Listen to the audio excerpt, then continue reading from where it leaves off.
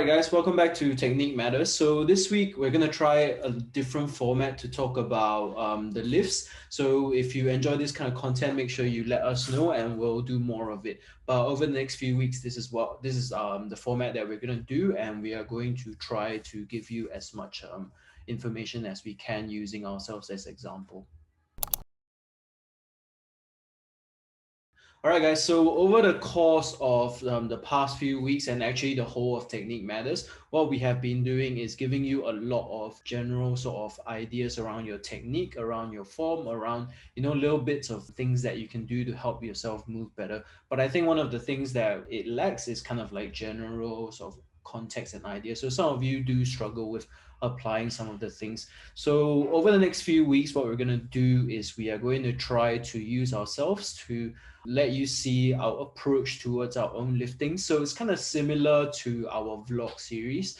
And instead of talking about, how our training has been or a training recap, we're going to talk about it specific to each of the lifts. So this week, we're going to start with squats. And what we'll be doing today is looking at Clinton's squat and, talk through some of the ideas and some of the things that he was thinking about and how he uses, the different ideas that we'll be talking about throughout all our videos to kind of implement into his own training, so you can see how an elite level lifter kind of approaches training that way.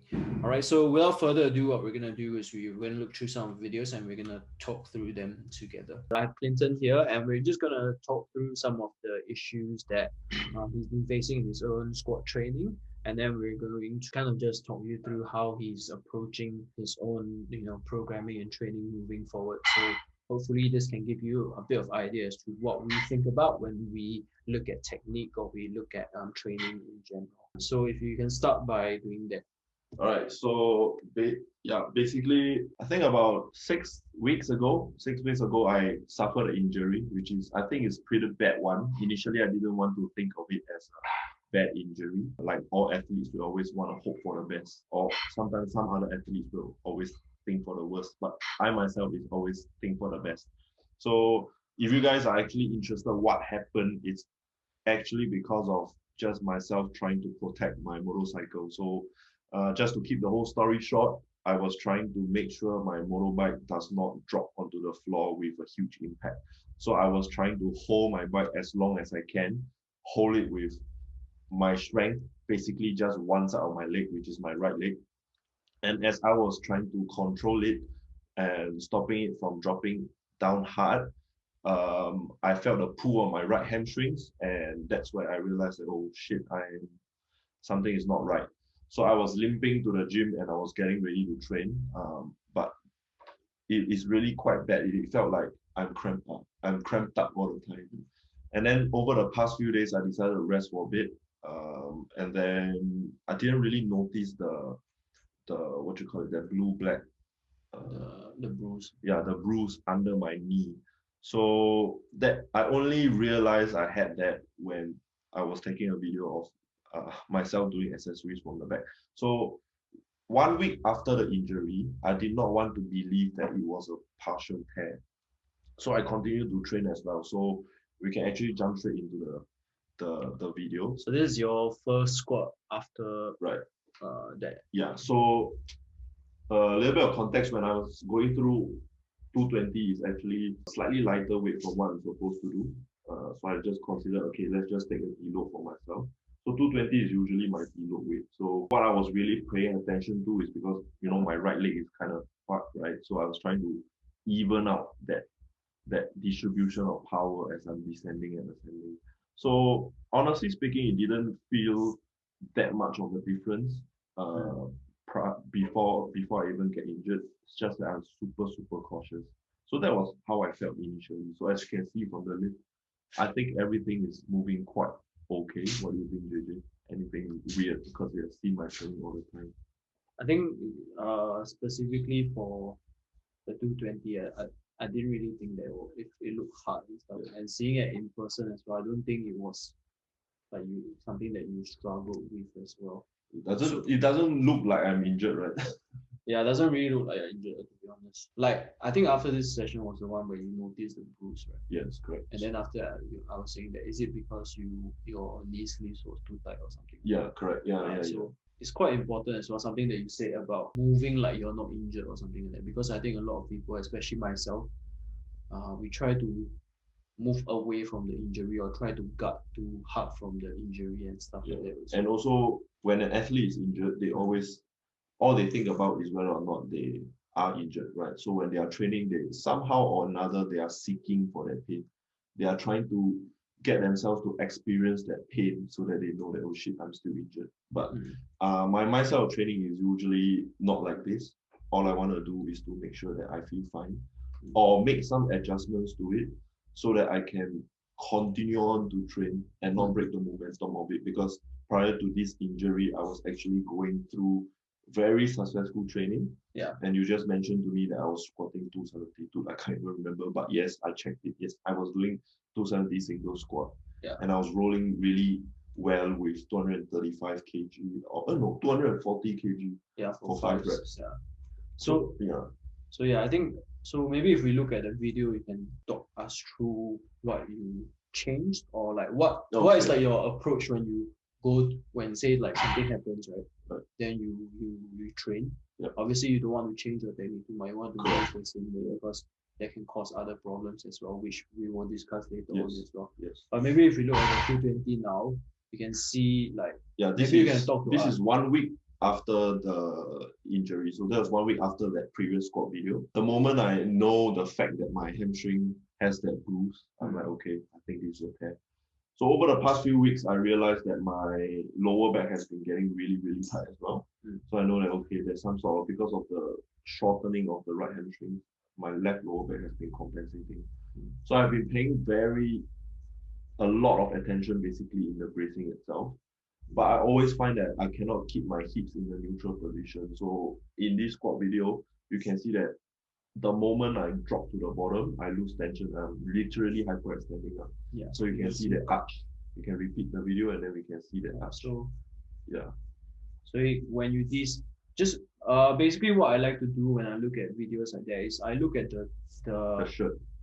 The shirt itself and how it creases. So if you're staying very neutral, you shouldn't really see much of the creases around the belt, especially. Yeah. So yeah, with that complication on the right hamstring, it got my whole hip perpetually in the hyperextended position. So even when I walk and when I sit, I felt the pain on my lower back. So it almost feels like it's not the hamstring injury, but my lower back injury. But I know that it's definitely the cause of it was definitely that compensation from that right hamstring.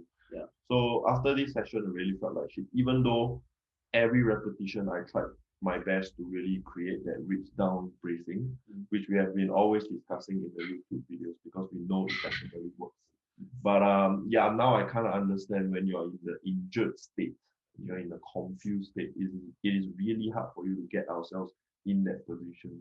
Yeah. So one of the biggest lessons I've learned is if something is really happening to you, if you don't feel like it's a calling to tell you that, you should not continue on with squatting heavier weights.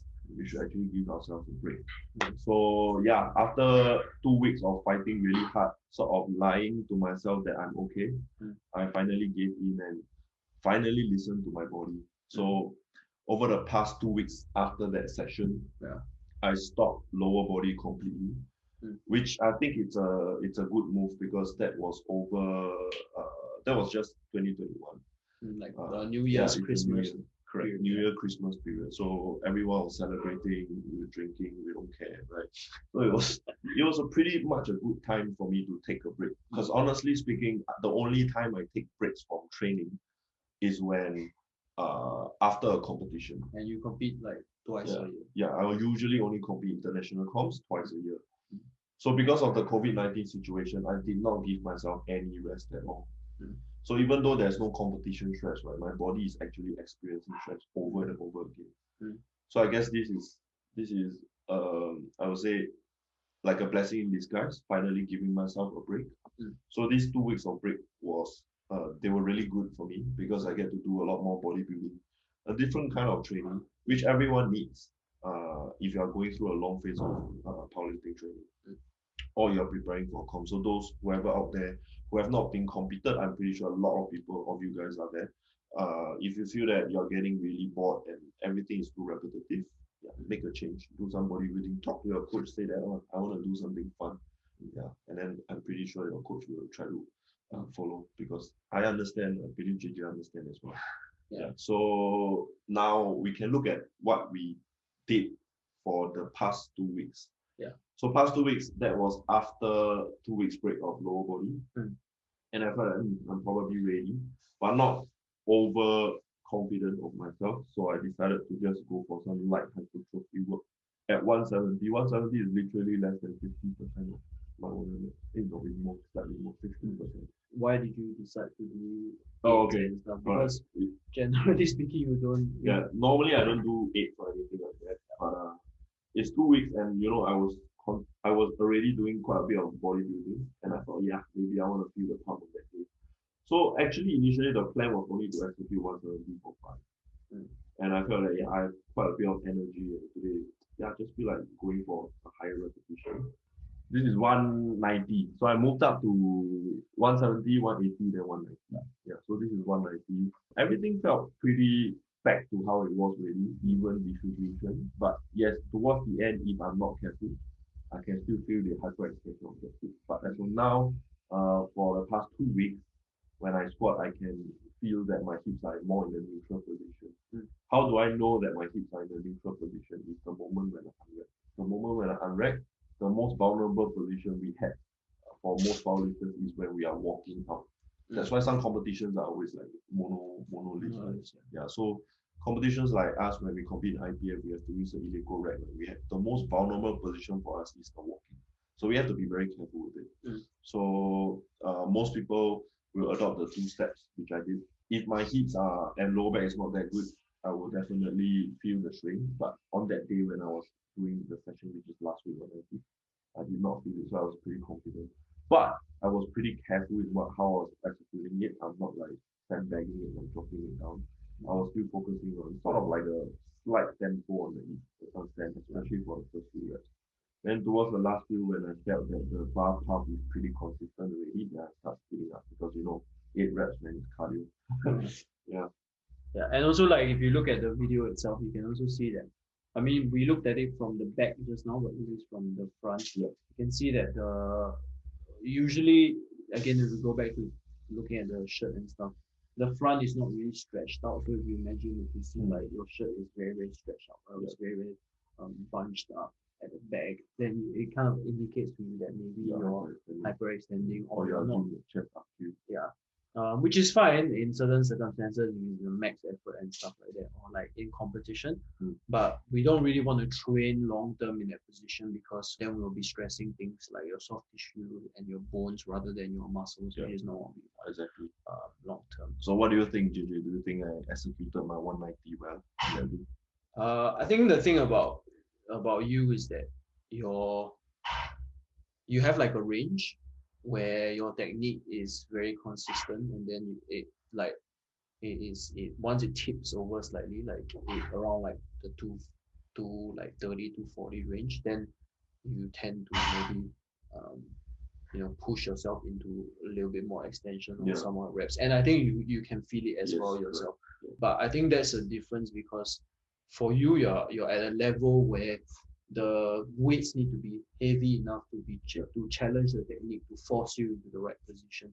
Whereas for some people, their consistency is the problem. Yeah. So their consistency within maybe like 60%, 70% is not there already. So there's no point in them maybe pushing like 80s and 90% consistently, because it's just going to get them to keep stressing the wrong things. And if you're lucky, you can maybe ride out the wave for a very long time. Like I'm sure in the past you've squatted with hyperextended. I used to squat hyperextended. That was how I squatted, because I came from a high bar background.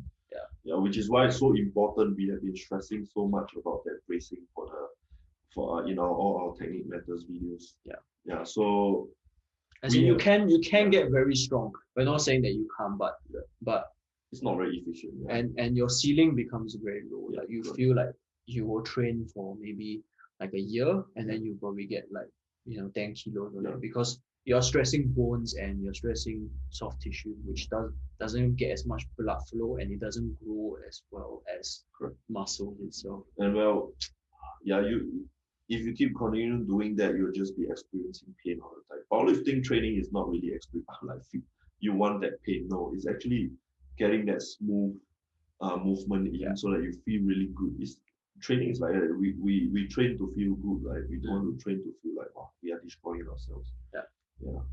Yeah, and also you can't really handle a lot of intensity and a lot of volume. A lot of volume, which is with needed. with that kind of progress.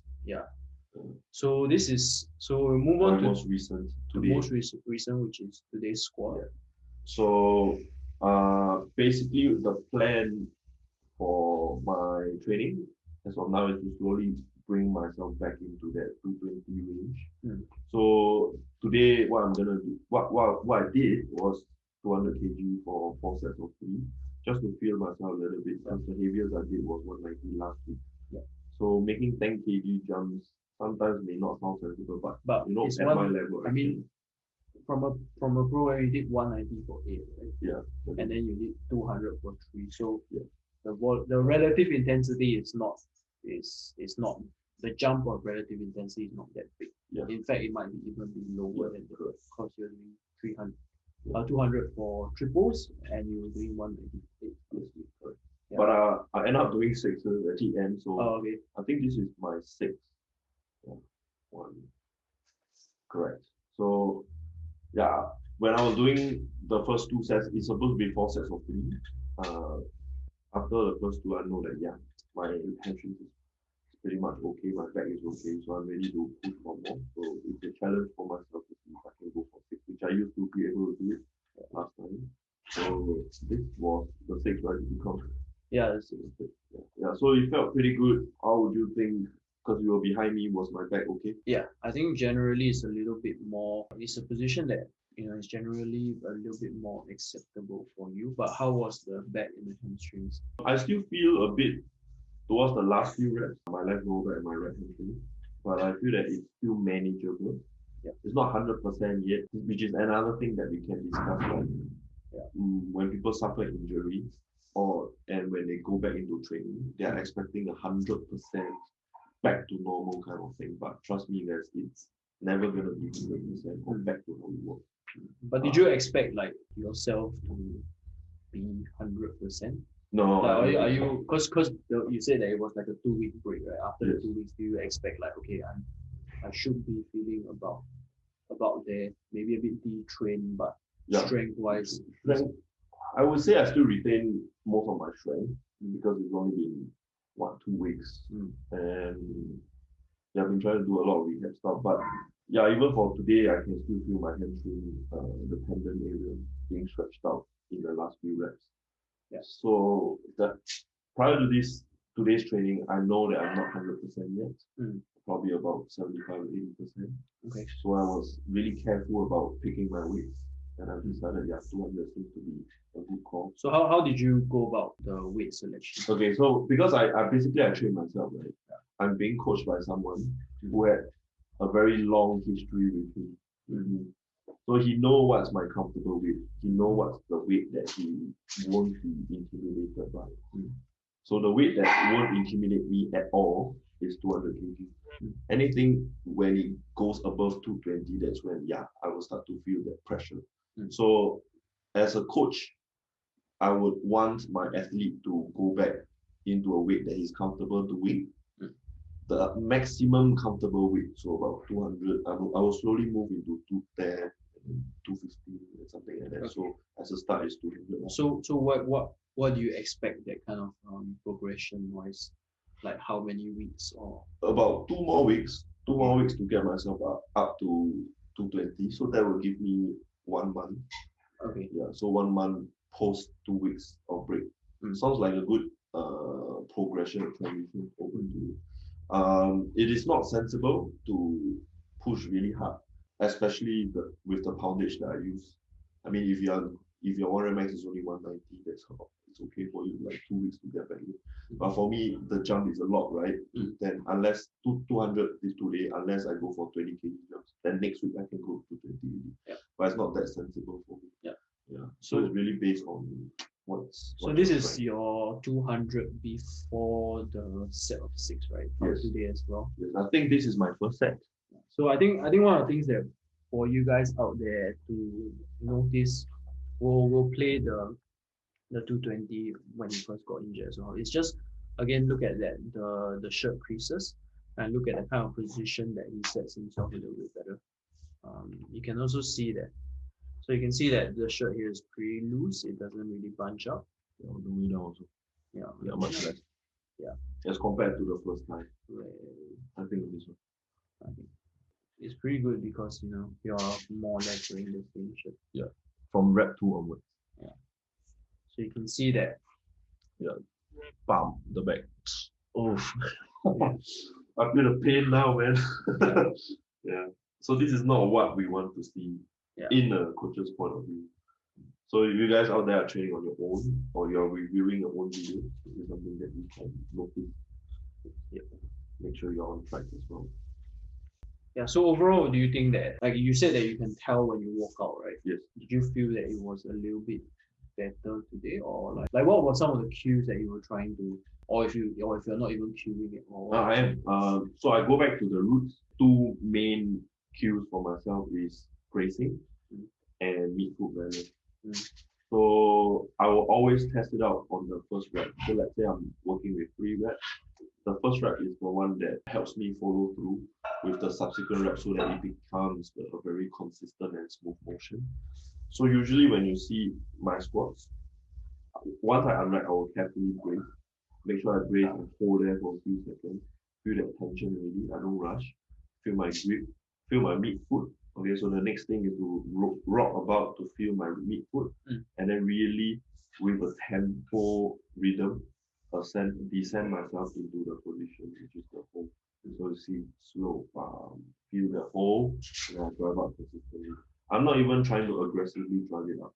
I just want to make sure throughout the whole course of my squat movement pattern, I'm maintaining that mid-foot balance. Because these 2 cues are literally the element, the base element, principles, the principle of the squat. Yeah. So with that, the weight is not intimidating to me. So I know that if I really were to, soften myself up and go up and ascend, not even thinking about my quads when I ascend, I can still make the lift. So the key element of it is to reprogram my whole body because I've been off for like 2 weeks.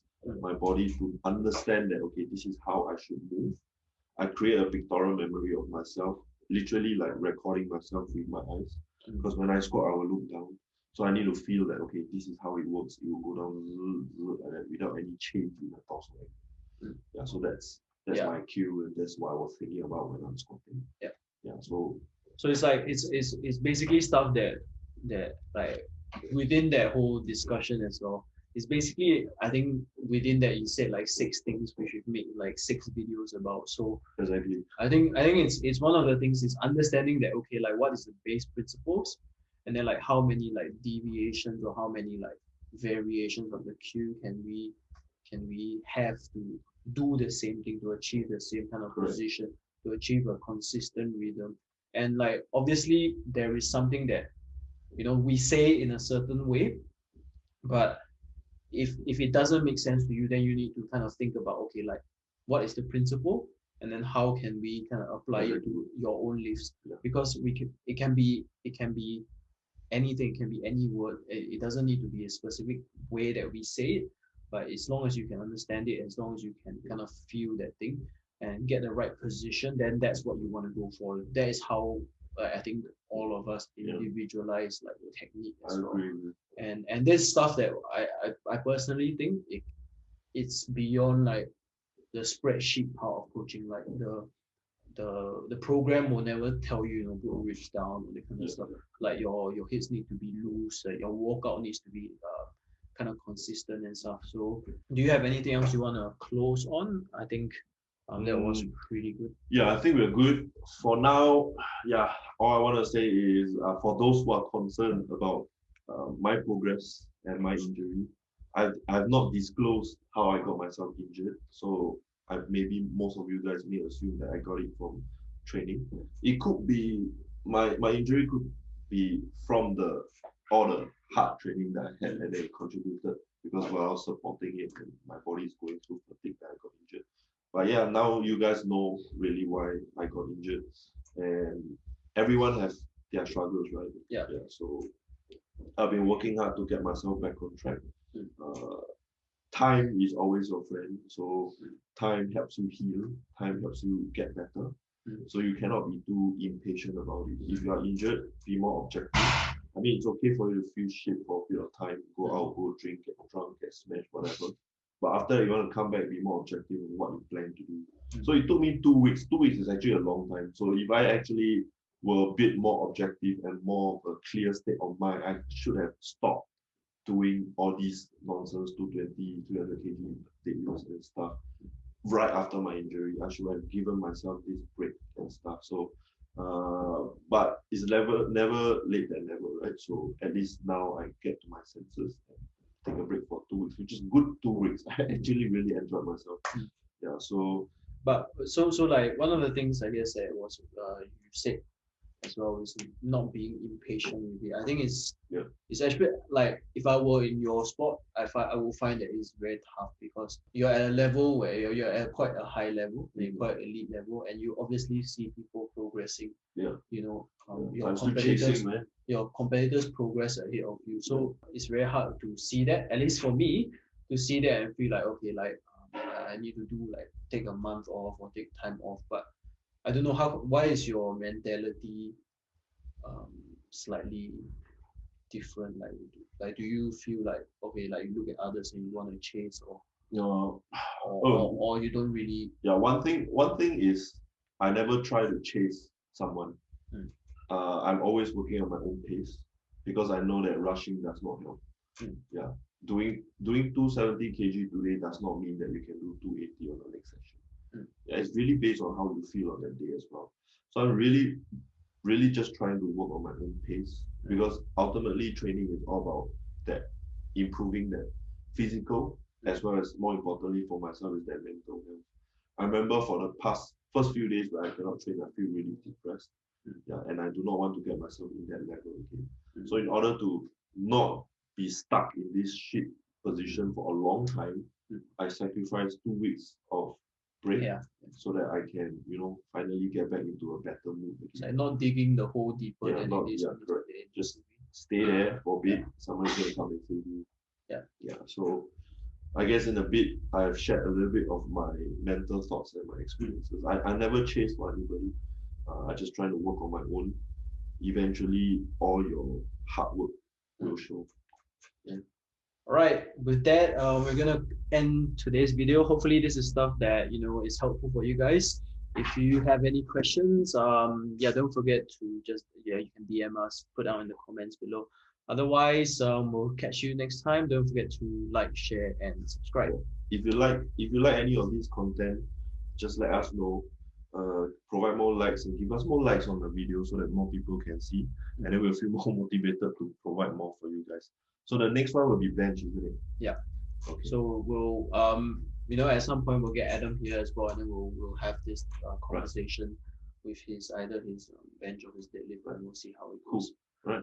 All right. Bye-bye. See you guys.